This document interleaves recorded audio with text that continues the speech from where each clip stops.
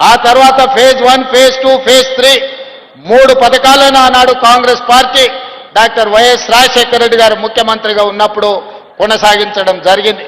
అదేవిధంగా కృష్ణానది జలాలు సరిపోవన్నప్పుడు గోదావరి జలాలను కూడా ఇక్కడికి తరలించాలని శ్రీపాద ఎల్లంపల్లి నుంచి గోదావరి జలాలను హైదరాబాదు నగరానికి తరలించే కార్యక్రమాన్ని కూడా మనం తీసుకోవడం జరిగింది.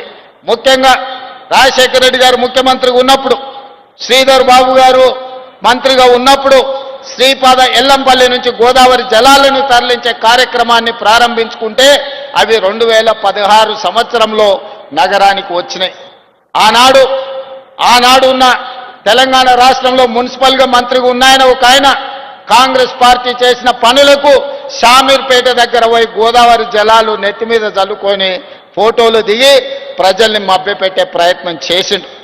నువ్వు నెత్తి మీద గోదావరి జలాలు చల్లుకున్నంత మాత్రాన నువ్వు చేసిన పాపాలు ఎక్కడికి పోవు అని చెప్పి ఆనాటి మంత్రికి నేను చెప్పదలుచుకున్నా. ఈనాడు చరిత్రను చూడండి. నిజాం సర్కార్ తర్వాత ఈ నగరానికి తాగునీటి సమస్యను తీర్చాలన్న ఆలోచన కాంగ్రెస్ పార్టీ అధికారంలో ఉన్నప్పుడే జరిగింది. అది 1965 కావచ్చు, 1991, 93 కావచ్చు, 2002, 2005, 2008 కావచ్చు.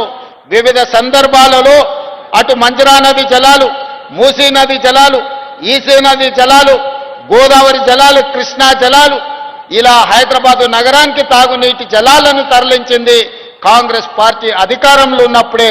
ఒక్కసారి మాత్రం తెలుగుదేశం పార్టీ అధికారంలో ఉన్నప్పుడు 2002లో పనులు ప్రారంభించారు.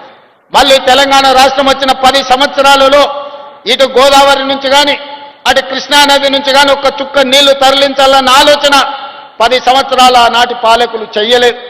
మళ్ళీ ఈనాడు తిరిగి కాంగ్రెస్లకు అధికారంలోకి వచ్చిన తర్వాతనే మళ్ళీ గోదావరి జలాలను తరలించాలి. ఈసారి కేవలం హైదరాబాదు నగర తాగునీటి సమస్యను తీర్చడమే కాదు, నల్గొండ జిల్లాను పట్టి పీడిస్తున్న ఫ్లోరైడ్ సమస్యను పరిష్కరించాలని ఇవాళ కాంగ్రెస్ పార్టీ కంకణం కట్టుకున్నది.